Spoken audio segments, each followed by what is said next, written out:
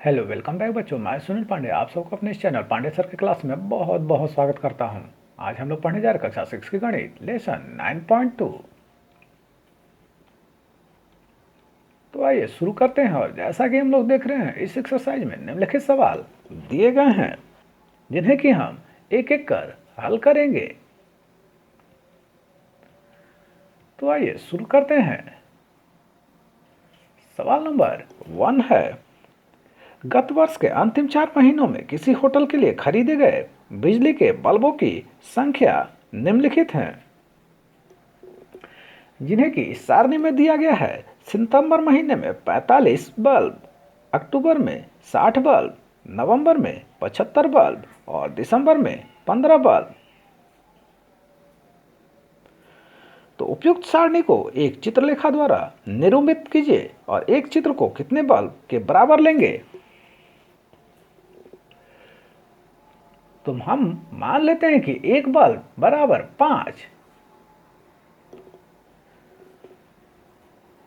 तो सितंबर माह में 45 बल्ब है तो उसे हम 5 से भाग देंगे तो आएगा 9। तो हमें सितंबर महीने में 9 बल्ब का चित्र बनाना पड़ेगा।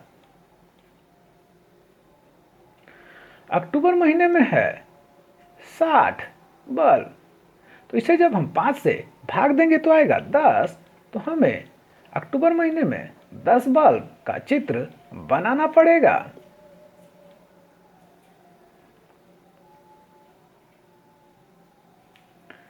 इसी प्रकार नवंबर महीने में है 75 बल्ब, तो 75 को जब हम 5 से भाग देंगे तो आएगा 15।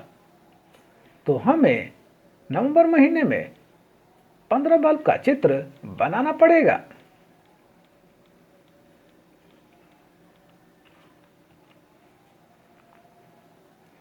इसी प्रकार दिसंबर में है 15 बल्ब, तो 15 को जब हम 5 से भाग देंगे तो आएगा 3। तो हमें दिसंबर महीने में 3 बल्ब का चित्र बनाना पड़ेगा। इस प्रकार यह चित्रलेखा तैयार हुआ।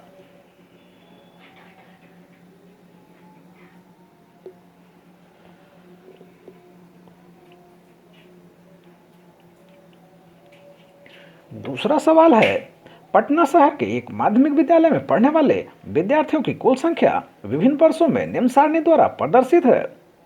वर्ष 2004 में 250, 2005 में 300, 2006 में 450, 2007 में 350 और 2008 में 400। तो सवाल नंबर ए है कि एक संकेत का प्रयोग करके जो 50 विद्यार्थियों को निरूपित करता है एक चित्रलेखा बनाइए और निम्न प्रश्नों के उत्तर दीजिए। तो यहां हम मान लेते हैं कि एक चित्र बराबर 50। अब इस सारणी में हम इस चित्र की संख्या से भरेंगे। तो 2004 में है 250 विद्यार्थी, इसे जब हम 50 से भाग देंगे तो आएगा 5। तो हमें 2004 में 5 चित्र बनाने होंगे।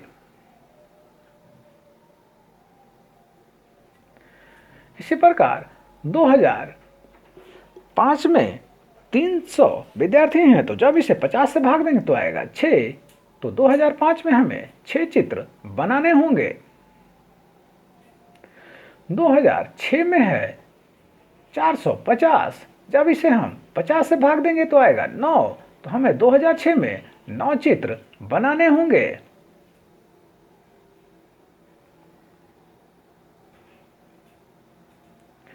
दो हजार सात में है 350, जब इसे 50 से भाग देंगे तो आएगा 7। तो हमें 2007 में 7 चित्र बनाने होंगे। 2008 में है 400, जब इसे 50 से भाग देंगे तो आएगा 8। तो हमें 2008 में 8 चित्र बनाने होंगे। इस प्रकार यह सारणी तैयार हुआ।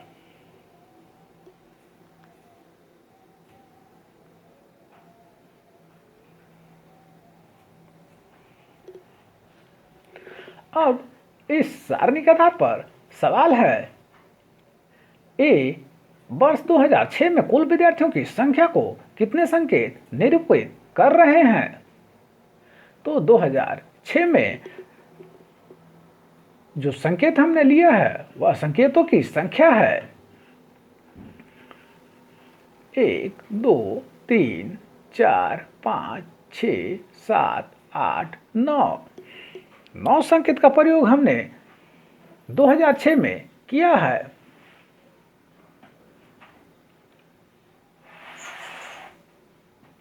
सवाल नंबर बी है, वर्ष 2004 में कुल विद्यार्थियों की संख्या को कितने संकेत निरूपित कर रहे हैं? तो 2004 में जो संकेत है 1, 2, 3, 4 और 5 संकेतों का प्रयोग हमने किया है।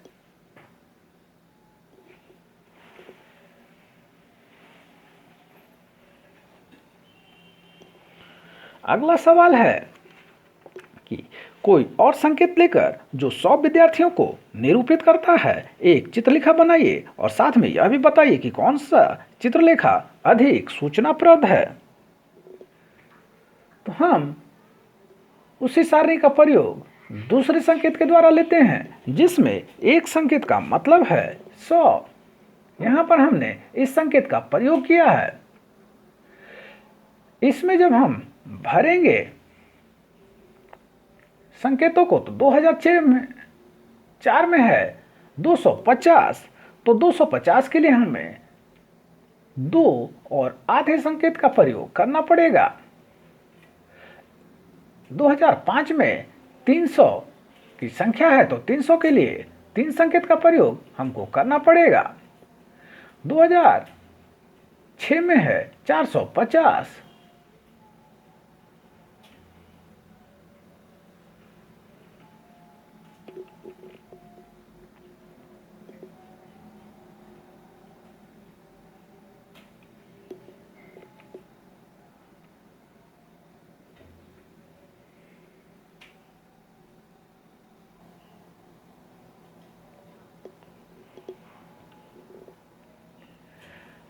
दो हजार छः में है 450 विद्यार्थी, तो इसके लिए हम 400 और आधे संकेत का प्रयोग करेंगे। 4 और आधे संकेत का 2007 में है 350, तो यहाँ हम 3 और आधे संकेत का प्रयोग करेंगे। 2008 में है 400, तो यहाँ हम 4 संकेत का प्रयोग करेंगे। इस प्रकार हम देखते हैं कि ये चित्रलेखा ज़्यादा सूचनाप्रद है क्योंकि दूसरे वाले में हमें आधे संकेत का प्रयोग करना पड़ रहा है।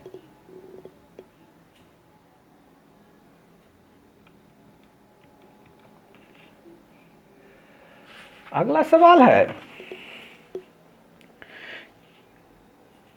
किसी 5 गांव में ट्रैक्टरों की संख्या इस प्रकार है।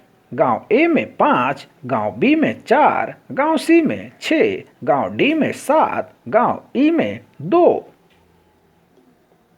अब संकेत का प्रयोग करके एक चित्रलेखा बनाइए और निम्न प्रश्नों के उत्तर दीजिए।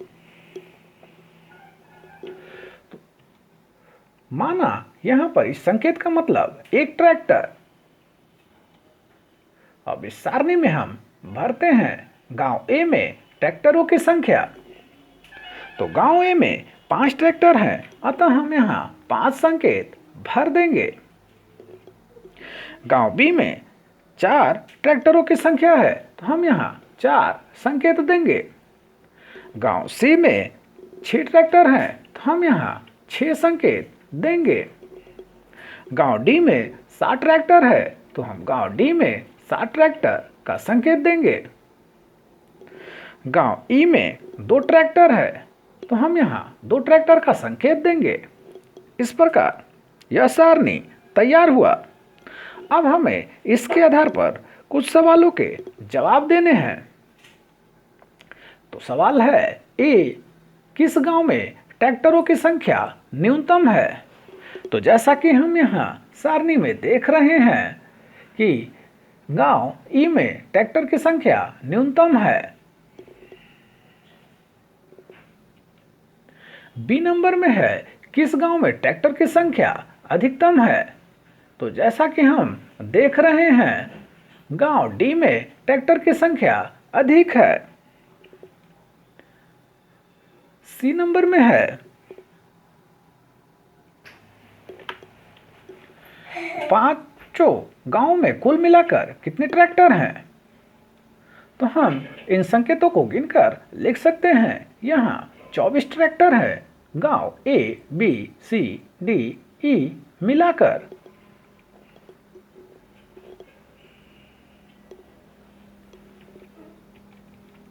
तो आप सबको हमारा प्रयास कैसा लगा हमें जरूर कमेंट कर बताएं। हमारे इस चैनल पांडे सर की क्लास को जो सब्सक्राइब करें और बेल बटन को दबाएं ताकि आने वाली वीडियो का नोटिफिकेशन आपको मिलता रहे। दूसरों के साथ इसे शेयर करें और हाँ लाइक करना तो बिल्कुल ना भूलें। आपका लाइक करना हमारी मेहनत का फल है। धन्यवाद। Thank you.